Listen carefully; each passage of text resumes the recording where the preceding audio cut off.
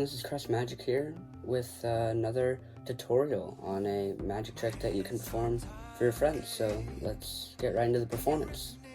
Alright, so for this magic trick I would have a spectator just pick a card, and it's completely up to them which card they would like to choose. Let's just say they pick that one just for demonstration. I look away. Remember that card, make sure you don't forget it. Okay. Now we're just going to set it on top, and we're just going to, that's your card, right? And it actually doesn't matter if I see it, it doesn't really matter too much, right? But we're going to put it into the middle right here, and put it in the middle of that right there. Really getting it lost somewhere in the pack. Now, I don't like it when magicians like shuffle after they put it in. That just seems suspicious to me. Like, why would you do that? There's no reason to do some cut or shuffle, just you put it in the pack. So after your card is lost, I'm going to attempt to find your card and turn it upside down somewhere in the middle of the pack. I'm going to put the deck behind my back, and I'm going to try and find your card in less than 3 seconds. So let's see if I can do it. 1, 2, 3. Okay, now, you can see the pack doesn't really look any different, but if we spread it out, we'll actually see that one card is turned over on the deck. One card only, and with any luck, this was your card, the 4 of spades. That's the magic trick, and if you want to learn it, stick around for the tutorial. Alright, so I hope you like that magic trick. This is a trick that I learned on MLT Magic Tricks YouTube channel that I just thought was really cool, really easy to perform, and it's a really nice magic trick. So, what you're going to need to know is any control, and I actually taught a few controls on one of my videos. I'll leave the link in the description, but I'll go over this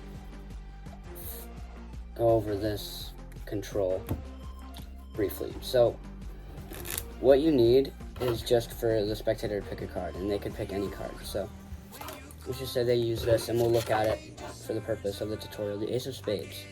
So while they're looking at this, you want to get a thumb break. Now what I just did was I did a pinky pull down on the first card, and then put my thumb right there, and then I had a little thumb break right here. That's 2 cards. Once you have that thumb break, you're ready to go, and you can do that like really under the cover, and then you can't really see it. You can't see it at all unless you like turn like this, which you don't. You just keep it face on, and no one will really see anything. Next, you're gonna tell them that you're gonna put their card back on top, and then you're gonna do a swing cut. Basically, you're in this grip right here.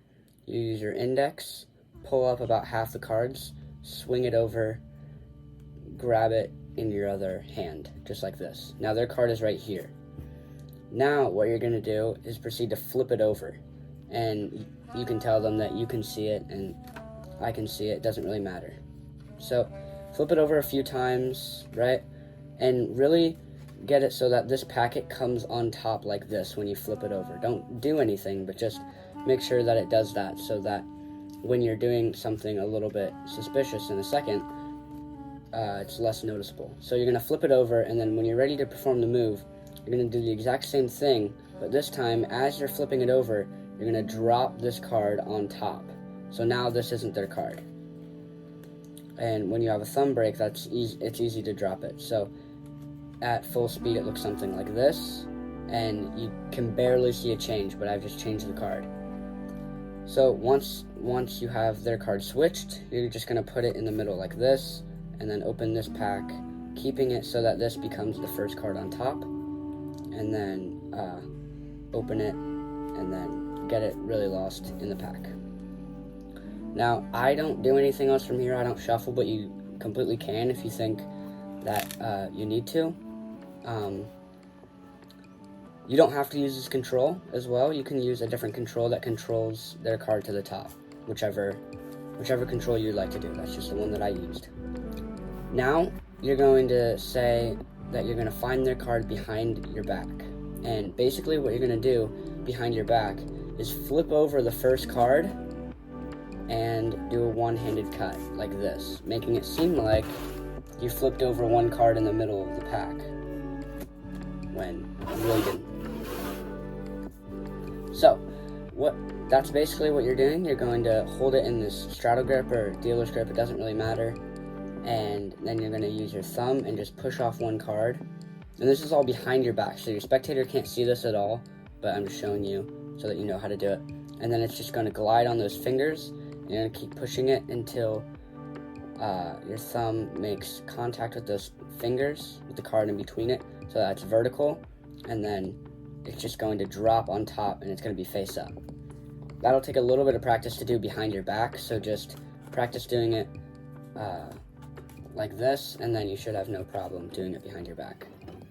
The next thing you're going to do is a one-handed cut. Now you can do a rev cut, scissor cut, Charlier cut.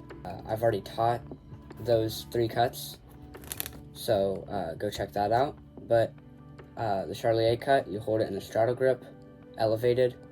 You drop half the cards like this, use your index, push up, and then balance it like that, and do that.